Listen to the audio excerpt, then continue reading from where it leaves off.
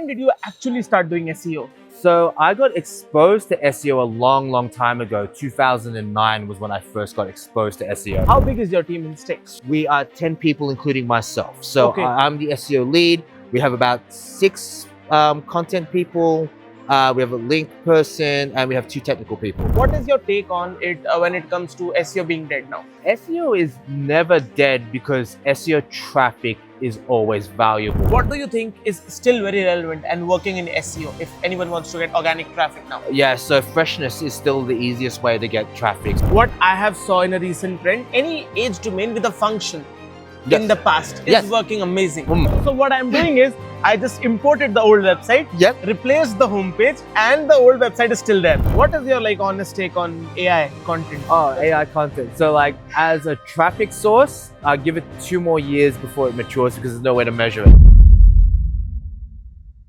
Hello guys, welcome to Kushal's podcast. In today's podcast, I have Peter from SEOofstake.com. I already know if you're clicking on the link, if you're clicking on the video, you already know Peter, who Peter is and what Peter does. But in today's podcast, we'll be discussing so much about SEO, how SEO is changing, how the dynamics are changing. If you're into SEO, how you can grow your sites and what are the tactics that are working really well in SEO. So again, Peter, though everybody know you, but a quick introduction about yourself. Hi, I'm Peter Machinkovich. I'm the SEO lead at so we work on we work on and I lead a big SEO team of 10, and we recently won an award for best search campaign in gaming, which includes. Okay, so if I start very basic, when did you actually start doing SEO? So I got exposed to SEO a long time ago. 2009 was when I first got exposed to SEO. So I got to see some of the forums. I got to in my first job, I worked as a project manager, so I guess a digital, a web person, right? And then I learned SEO from a Serbian guy called Branislav, who taught me the basics of metadata. So I was a junior, I was doing that kind of stuff. And this was in 2011 when I was doing it on a day-to-day. And I also did a little bit of being while I was at uni when I was a search evaluator. So it's actually, that actually was the foundation of my career. So I actually knew and did a lot of SEO. Doing SEO for a very long time. So I first did SEO as my only job in 2019 as a senior actually, and I did a lot of e-commerce websites in Australia, some of the biggest websites in all of Australia, did the biggest web migrations in Australian history, and the second biggest Shopify migration in history. And then it's now 2025, and now I've fallen in love with SEO, and this is where I've specialized in. So I started as an all-around web person, originally was exposed very early and was always following SEO, and now I've been doing it for so long now that it's kind of how I fell into it. And yeah. Okay, I see. But when did you actually get into and it's how long since you're doing SEO? So I will be when I first started at EasyGo, which would be 2022. So I was previously, I'm well known as being maybe the best, if not one of the best technical SEOs in Australia, right? So everyone knows me as a superstar technical SEO, technical SEO genius. And I was hired to be the SEO to work on Stake because of my reputation as an all-around SEO. But it's only been 3.5 years or almost 4 years now doing SEO. Okay, so you're into for the past 4 years. Yeah, basically, yes. Yeah, but into SEO over a decade now. Oh yeah, I would say even 15 plus. I look at some of the stuff. I purchased my first Scrapebox license in 2010. Okay. Yeah, so I was doing scraping. I was able to manipulate PageRank back when PageRank was publicly available. Yeah. When I started in the agency as a web producer in 2011, SEO was very different in 2011 than it is today. Yeah. But we were ranking number 2 for Web Design Melbourne. Melbourne's a city in Australia where I live in.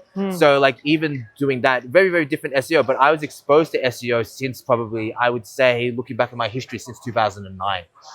Yeah, okay. Yeah, long time. Yeah, of course. So if you talk about SEO in general, before we move into a lot of technical stuff, from a year almost now, people are buzzing so much around that SEO is dead. SEO does not work anymore, though we have been listening all of this for the longest time now, but now it's buzzing even further. What is your take on it when it comes to SEO being dead now? So SEO is never dead because SEO traffic is always valuable, right? Like we probably reached peak SEO in 2016. So in 2016, like the ads weren't that prominent, there weren't that many Google features, and like you always had the 10 links. So that was when it was a peak for like click-through rate and like the value of being number one. But the market of organic search has still grown exponentially. Like as long as it keeps growing by more than 15% a year, organic search can't possibly die because it's too valuable of a channel. So if you rank number one, SEO is still valuable. When people say they're dead, it's you could only say SEO is dead if you're ranking number one and not getting traffic. And that happens in some industries. Like I remember in 2019, 2020, we had a client at the agency I worked for that was hotel comparisons, right? So like, you know, best hotel, that kind of stuff. Something like a kayak. Yeah, something like that. Very localized. It's hotels.com actually was the website back in the day. And they were number one that year. They were number one previous year. And they lost 15% traffic because Google hotels and flights. Yeah, they occupied the SERP. So number one became less valuable to them as a channel. So that's the only scenario when you say SEO is dead, is that if you have something like, for example, homework help, like those kind of keywords, and ChatGPT eats that up because no kids will ever use Google to cheat on homework anymore. They'll use ChatGPT. They will be dead for specific niches or specific industries that search is no longer effective. But SEO is still incredibly valuable. There's still more people searching today than there was last year. It's still growing at greater than 15%. So it's still like we still have 4 more years on the perpetual growth cycle until it matures. And then SEO will plateau. It won't die until search is completely replaced. Which I believe will never happen because everyone has to search. Yes. Yeah, everyone has to search. But still, you know, if I would have to ask you 3 industries that are totally right now AI free or does not have zero click effect, which will be those 3 industries? One is obviously we know. Yeah. Is least effective for most of the terms. But what more industries do you believe have? It'll be anything that AI and this, because at the moment there's a lot of safety stuff with AI. Yeah. So that is a moat for organic search. It always has been and always will be, because organic search is like people's private interests, right? Yeah. So say, for example, if you had like, you were operating in a black hat world and you're doing, say, live streaming, like, you know, live stream, sport, live stream, whatever. That industry, if ChatGPT and all the other LLMs have protections for servicing illegal content, for example, those will always be protected, right? Yeah. Same with the adult industry, same with prescription pharmaceuticals, the health industry. So the stuff where they have like the your money, your life pages. Viral. Yeah. Essentially, your money, your life is still more valuable in search than it would be in LLMs, because the LLMs have an obligation, almost like a fiduciary obligation, to not cost you money, and a moral obligation to not affect your health adversely. Yes. When the AI starts pushing back and not servicing the customer and being a people pleaser, those industries will always be protected, because LLM companies are scared of like the first person who will overdose on X or Y because they ask a ChatGPT this or that. And even recently we got to know that ChatGPT will not tell you certain stuff related to medical and a lot of more things. Recent an update came in. Yeah, so obviously, but still, like thoroughly, if you have to name 2 more industries, which will be least effective. So I already did like adults. I already did health, I guess, very specific. I did like illegal stuff, so like streaming or what else is a good industry? So maybe possibly like CBD and those kind of things, but I think that might be on the edge. I haven't tested this out, honestly.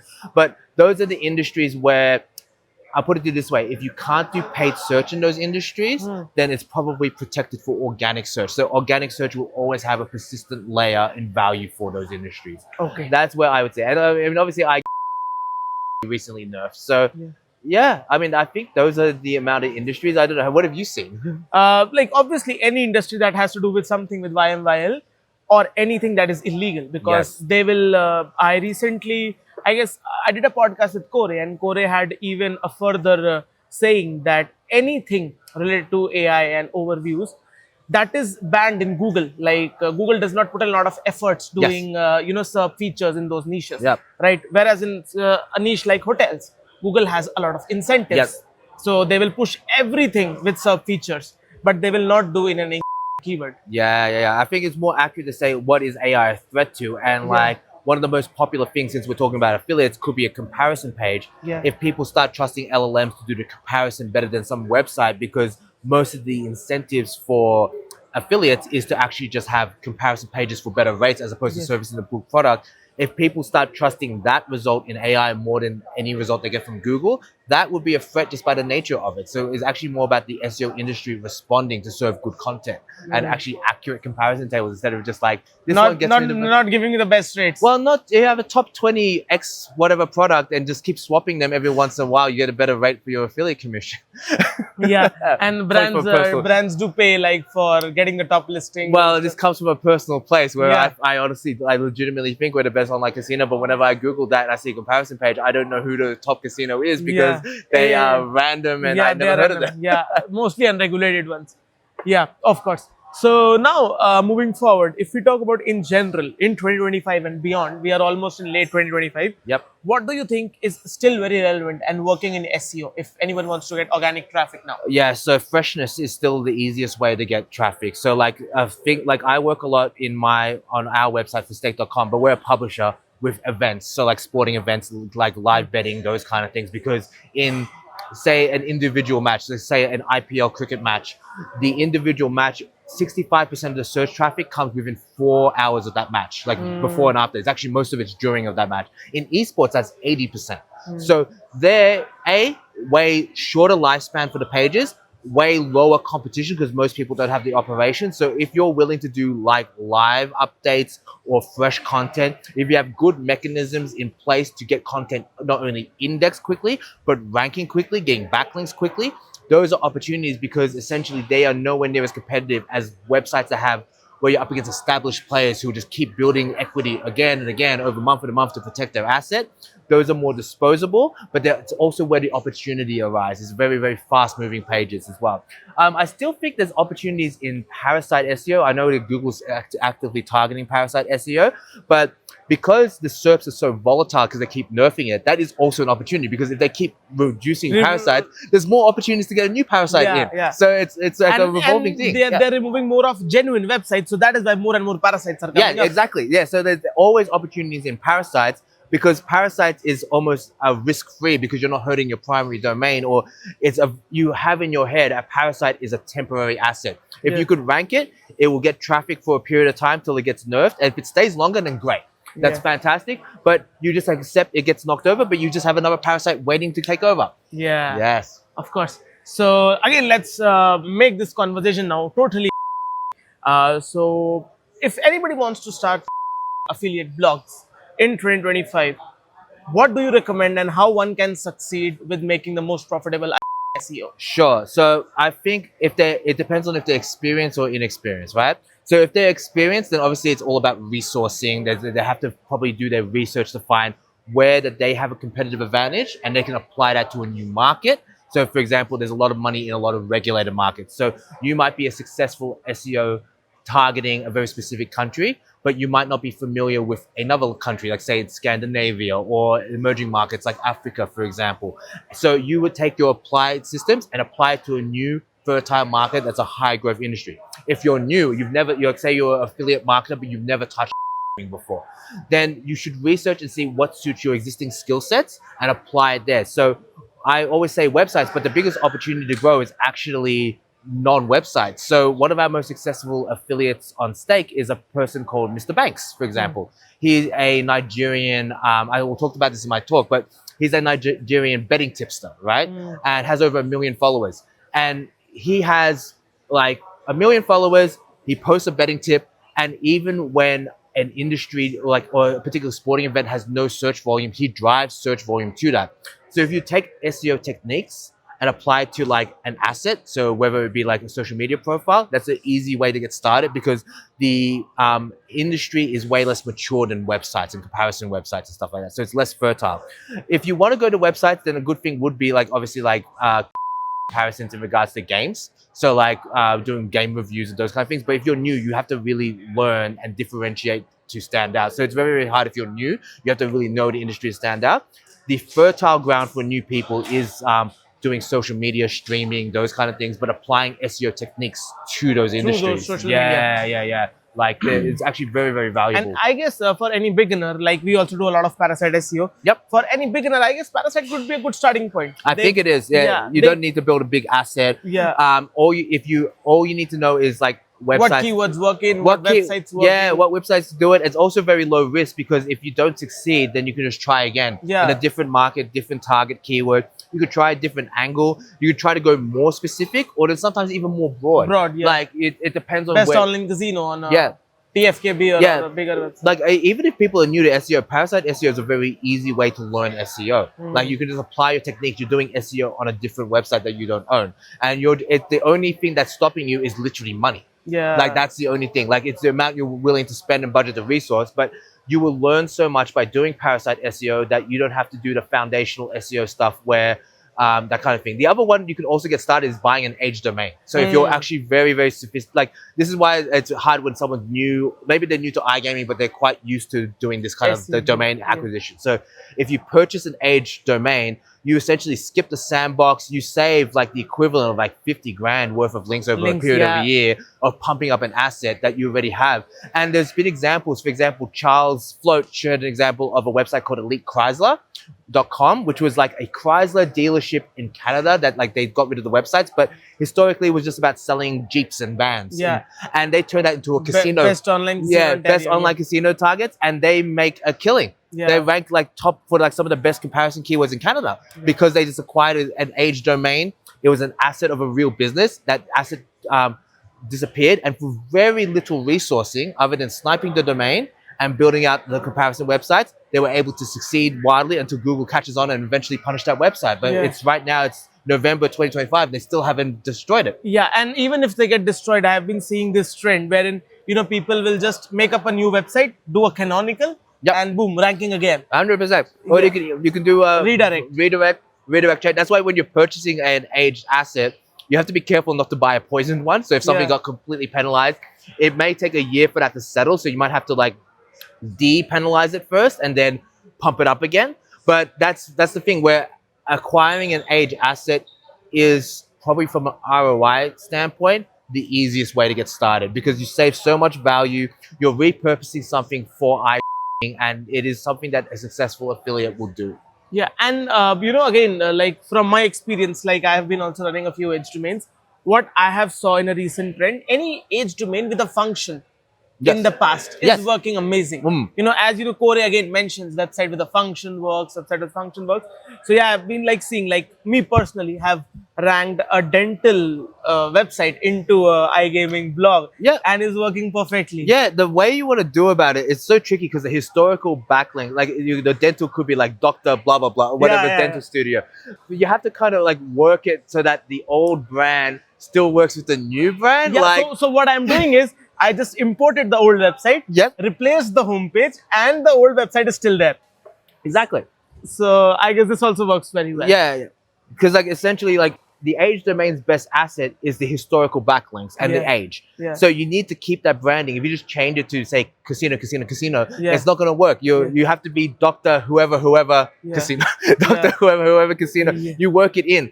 And this works especially well in English because, not English, sorry. Because in English, Google has pretty good spam. I mean, it's like, I always say Google's, in the end of the day, Google's a stupid robot. But like, Google has very good mechanisms. But in non-English languages, the mechanisms that it has to automatically detect this stuff is really poor.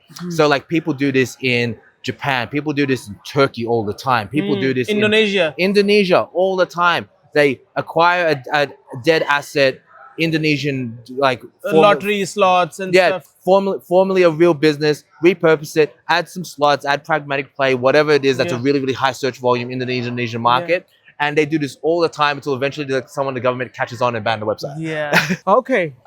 Because again, you know, we are in this conference and everybody is discussing so much about AI and stuff. What is your like honest take on AI content and AI stuff? AI content. So like as a traffic source, I'll give it 2 more years before it matures because there's no way to measure it. So like AI is that. In regards to AI content, we personally don't use it because we have a belief in ourselves, rightly or wrongly, that in order to compete, you have to have the best content possible, and that the only valuable traffic is like traffic like in position 1, 2, and 3. So if you're using the same thing that everyone else is using, and this is not just true for like AI content, this is true for using like content optimization tools like Surfer SEO and those kind of things. If you're using the tool that everyone else does without Yeah. the extra effort, then you're not really investing for it. It helps you with scale, but then what's the point of scale if none of it's good, right? Yeah. Um, None of it's different. Everything is same. everything's kind of the same. Like this way, like I think I'm very good at using AI, but I still wouldn't use it to produce content unless I'm deeply integrated with that workflow. And at the same time, and at the end of the day, you end up just manually rewriting stuff anyway. So I think it might be useful as a tool. I do see it, like there's stuff I want to use it for on our website where, say for example, a page is too short-lived to actually for it to matter for any penalty or any duplication issues. So if a page is very time sensitive and has like a lifespan of less than a week, I'm probably more than happy to try like doing SEO like AI content for that. But doing the scale of content, I'm not a big believer on scaled content. Even though we have a very successful scaled content, we produce like a lot of content. Like we produce maybe 600,000 words a month on our website, and it's like a really, really high scale. But that's like human augmented over like hiring and operations, and all those kind of things are far more valuable. I would never do that with AI. Like to me, the most valuable thing is like our SEOs going over it, fixing it up and doing interlinks, honestly. So I'm not as bullish as other people, but I have seen other people succeed with AI.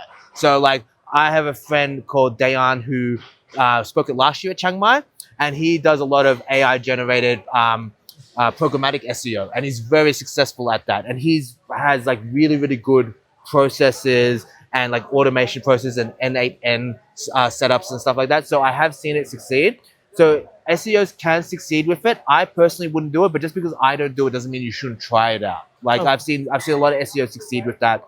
With programmatic SEO, but programmatic SEO is very risky if you've never done it before, because as soon as the website gets nerfed, you won't have the mechanisms of how to recover from that. Whereas, and if it gets hit, it's hit. Yeah, it's hit forever. Like what people should do is start like they do the scaled content, then they should consolidate it. So like if they scale it up to 100,000 pages, they need to scale it back to like 4,000 or 400, whatever the number is. They need to scale it down once they start seeing succeed, just to make the strong pages strong. Because there's only so many pages. Optimize the pages that are working with manual content so that you're not.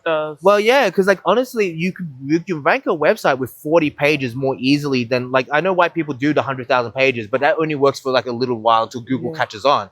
But you can rank a website with 40 pages or 100 pages. It's actually a lot easier to do that when you actually know those are the high traffic pages. And then everything else is offsite, honestly, for like topical authority, for link acquisition, for entity and branding is actually a lot easier. It's just more expensive, to be honest, but that's a lot easier to manage than having a website that has that many pages might actually confuse what is the most valuable traffic source. So and leading to a lot of orphan pages as well. Yeah, too many. Like unless you have a big brand, because like when you have a big brand, Google allocates more resources to crawl you more often. But if you're starting out brand new and there's no reputation, no equity, nothing, then Google, it's very hard for Google to crawl every page of your website. And Google never crawls every page. Yeah, they're very choosy. They're very selective in what they want to do. And unless you make that page matter or it's important, then all you're doing is making more noise. You're just making it harder for yourself. And if it's like, if they're not bothering crawling it, then it's not even valuable in the first place. So it's unless you have a very good mechanism, like some of my friends are very successful at it. So I'm not saying you can't do it, but like I think it's a lot better to use it as a tool to create better content. Like I use AI for research, and I think it's excellent for research. Like Notebook LM and Gemini is excellent for research. Some people use Perplexity, and I think to help out with content. But I wouldn't use it to produce content, because then you're just all you're doing is the same way people outsource content. The same way people would do that is content just becomes a commodity, and the more of a commodity content becomes, the less valuable it is. I see.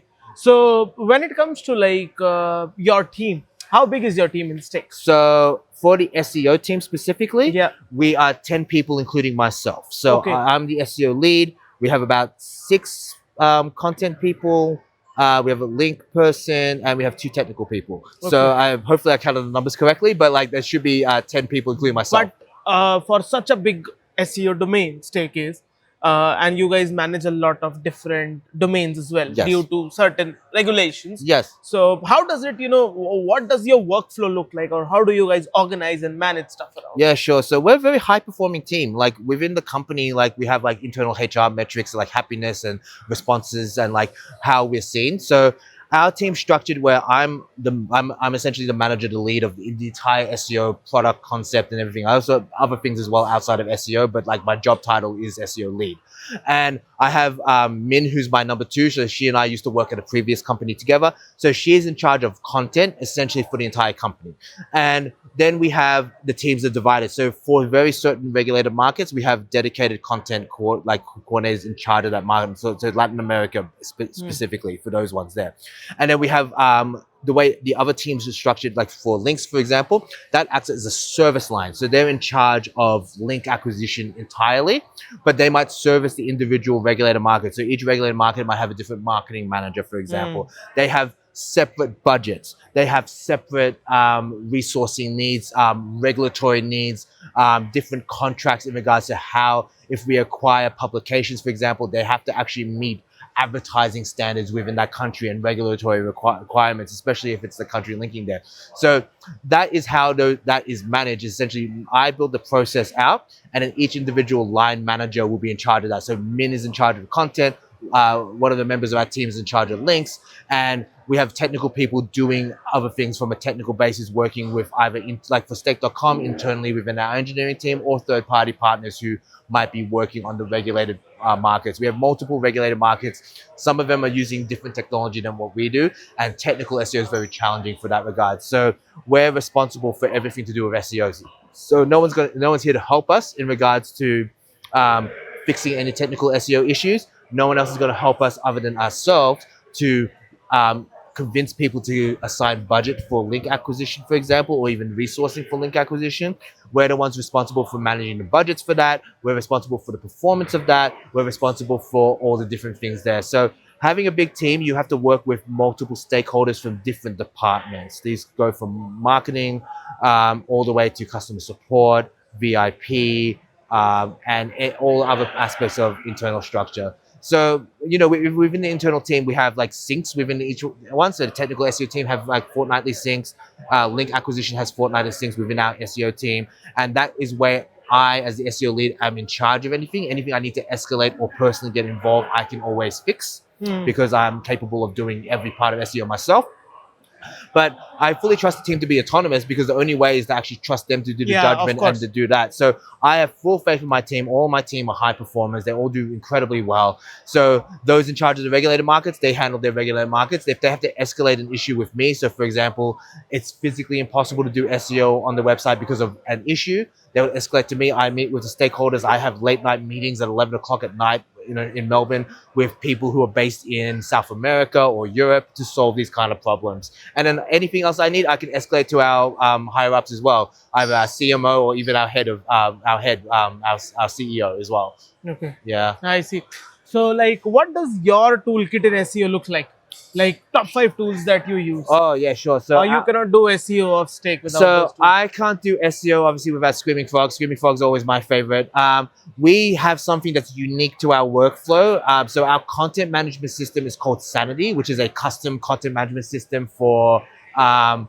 It's a custom content management system that is based on like custom JavaScript websites, and we can query all of our content with that. So with a language called Grok, and that is incredibly powerful for us. It is completely transformative for performance, because if you ask me, hey Peter, which pages on the website link to this particular URL, I can produce you that answer with the anchor text in 45 seconds or less. Like very, very quickly, very, very accurately. It's just writing a query to our content management system. So that is completely inbuilt in our process. We use a lot of Airtable. Airtable is, I built some like schema generated markup there. We use it for our content operations. We use that for everything there. Ahrefs is incredibly vital for, like, it's probably the most vital for links, to be honest. Evaluating performance of links. So we go by traffic and number of keywords in the top 10, essentially. So we measure how well links perform and for what keywords they are. And that is why, like, relatively modest link budgets compared to some competitors out there or some more sophisticated affiliates, we're able to get incredible performance because we always get links with high traffic, high DR. We like essentially headhunt links with like link insertions with like really already performing articles. So that is what we use. So Ahrefs is incredibly important, and specifically the APIs. And also I would say data for SEO and or SERP API as APIs for Google search. It's been less helpful ever since Google changed the number of results per API request. So they used to give you 100. Now but 20. Like, yeah, so we use like data for SEO, and I don't know if you heard of SEO Utils. No, no, no. It's essentially like if you're too cheap to get Ahrefs or SEMrush, but you can use that as an alternative because all you need is data for SEO as an API, and it uses data for SEO's like search volume and like those kind of things, which are sometimes more accurate than Ahrefs and SEMrush, and you can basically use that as an alternative tool. How is that spelled? SEO Utils. So SEO UTILS. It is a piece of software you download and you just add your API key. I think it's only like $130 or something like that. API key from Data for SEO. Dead of SEO. Data for SEO Data for SEO, is the best bang for buck API in my opinion. Like some people like SERP API, and I like SERP API as well. Yeah, SERP API gives you really good features, but that's really useful. Oh, and one other tool I like is Nozzle, just for whenever algorithm updates happen. It's a rank tracking tool, and it's the rank tracking tool that captures the most details. If you want an alternative to that, you could also use Stat from Moz, but I haven't used that yet. But Nozzle's really, really powerful, so I can compare a particular keyword like online casino today versus the previous day and actually have a look at what went up, what features went up, etc. It's the most powerful rank tracking tool there is in the world. Okay, Yeah. I see. So as in Stake, like does Stake outsource a lot of his stuff, like any of content or working with agencies for links building? We work a lot of agency partners because we produce a lot. Like we can do it in-house for say content production and working with other things, but it's really a resourcing. Like at the end of the day, like I trust our vendors with my life because I trust their expertise. They also have other clients, so they see things in the SERPs that I wouldn't have. So I also use it for consultation, even though I'm I'm an excellent SEO. I might be one of the best in the world, like, you know, but I trust them because I'm no longer an agency, so I don't have that kind of experience. So whether it would be like partnerships within very specific markets or hard to get like link opportunities, for example, content production, and like we work either with agency partners or directly with individual freelancers, for example. Okay. Like that we're able to negotiate ourselves. Some require like special governance with like very specialized markets. They have to know the requirements of when producing content, for example. And it's the only way that we can produce the volume of content we do. Like we produced 600,000 words last month, I think, like or maybe even 700,000 words. I think it was a record month, and that is a crazy amount of volume. That all goes on Stake.com. Stake.com and regulated markets, I think both. Okay. Both, but like it's essentially that is purely Stake, and that is a high amount of volume that happens automatically with like, and also with a human touch. Not a single one of them is like auto published. We have a quick review of it. We add interlinks, the SEO team all add that, and it's all part of the process. So the amount of volume we do from a content standpoint is incredible. The amount of volume we do from a link standpoint and link and performance standpoint is incredible. But to answer your original question, yes, we work with individual vendors, and anyone who's smart should, because you can only scale yourself so much. Like at one point you become the limiting factor of growth or scaling or those kind of things. Like you should always be looking for good partners to do that. And this is beyond even SEO. Like this is in affiliate marketing, this is in any type of marketing or anything in general. Okay. And how can anybody like work with Stake, if any freelancer or any agency? From an affiliate standpoint or from all? From an agency or a freelancer Sure. standpoint? So if you go to vendors.stake.com, so vendors.com, all external agency vendors can go there and like apply. So this could be finance people, this could be affiliate partners, this could be like analytics software or anything like that. There's actually a process where it will funnel to like the correct department, and they can do that because we're always looking for new people, new partners to solve very specific problems. If you have a problem that you can solve, that would do that. If you're an affiliate specifically, we do have an affiliates page. So I think it's stake.com/affiliates/overview. If you go to /affiliates, it will redirect you that anyway. So if you're an affiliate, for example, you can go to stake.com/affiliates, and it takes you to affiliate/overview. And I believe there's assets you can download. There's things you can do. If you're a stake.com customer or you have a stake.com account, there's more things to there because you can actually create your, I don't know if it's 100% correct, but I believe you can create your own affiliate code from a stake account if you're legally allowed to. Don't actually quote me on that one, but there's an affiliate page, also a vendors page to go out and reach out in order to become an affiliate partner. And that will get sent to like it's an inbound lead for the affiliate team, and someone from the affiliate team will get back to affiliate partners. And hopefully there's a good enough turnaround time, or else they're not doing their job, right? Okay. And like, of course, anybody can reach out to you as well if Oh, you can. Like, if you're in SEO, like email, like you can always email me or get in touch with me. So if you're here in Chiang, I don't know if I should give out my email on the video. It's definitely a bad idea. But like, you can reach out. People can find you on LinkedIn and stuff. They can find me on LinkedIn and reach out to me. If you find my email, maybe it's a good test for outreach. If you can find your email, then I believe in your outreach ability. Yeah. But maybe use some tools on LinkedIn that scrapes from LinkedIn and stuff. Yeah. You can do that, or you can get in touch, or you can just email the vendors one. If you say you're looking for Peter at Stake, you will get in touch with me. And like, generally speaking, say for example, if it's links, I'll probably funnel it onto Lawson, who's our link acquisition specialist, and he would because as a lead, I'm too busy to take on like meetings unless I very specifically tell people to email me and like have a meeting. But that's generally how people get in touch with me or get in touch with my team, because I trust my team completely. Like, I approve budgets of my team. My team pitch me budgets all the time. I want to spend X amount on this particular campaign for USD 322, and I want to try a new vendor for this particular one, for example.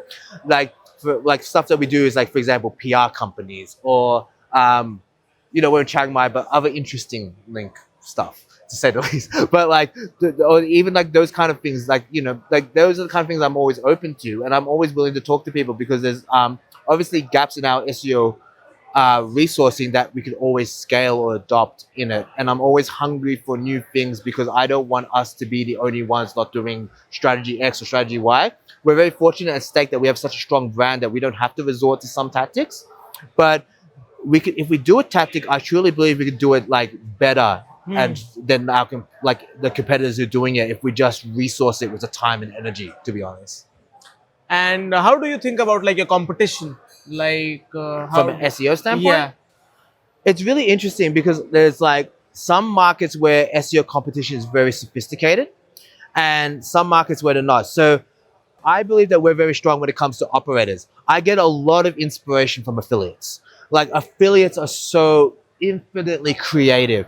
They come up with like the deepest type of strategy, or they come with this new like CTA offering. I've seen incredibly shady stuff from affiliates. I've seen like brand hijacking, backlink, back button manipulation. So when someone hits the back button, they have a pop-up and takes them elsewhere.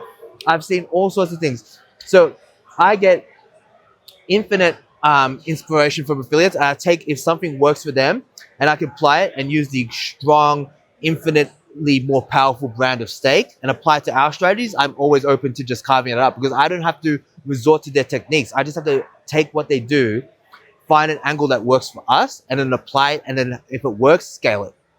Okay. Like, to close up, my last question. If tomorrow you wake up, Google has disappeared, how do you drive organic traffic to Stake then?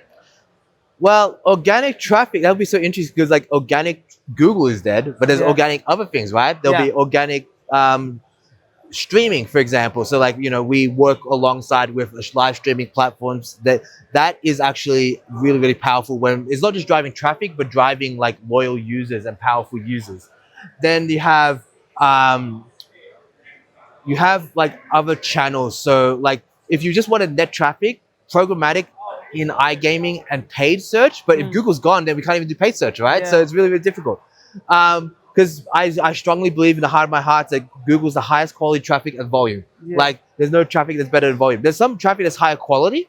Like, which is there? Which are those? Like referrals from streamers and stuff like that. So because they have a very engaged audience. So people who are deep fans of someone of high influence are very, very loyal and have a certain demographic where they're more engaged from that kind of stuff there. So even like lower total volume might mean higher quality customer, for example.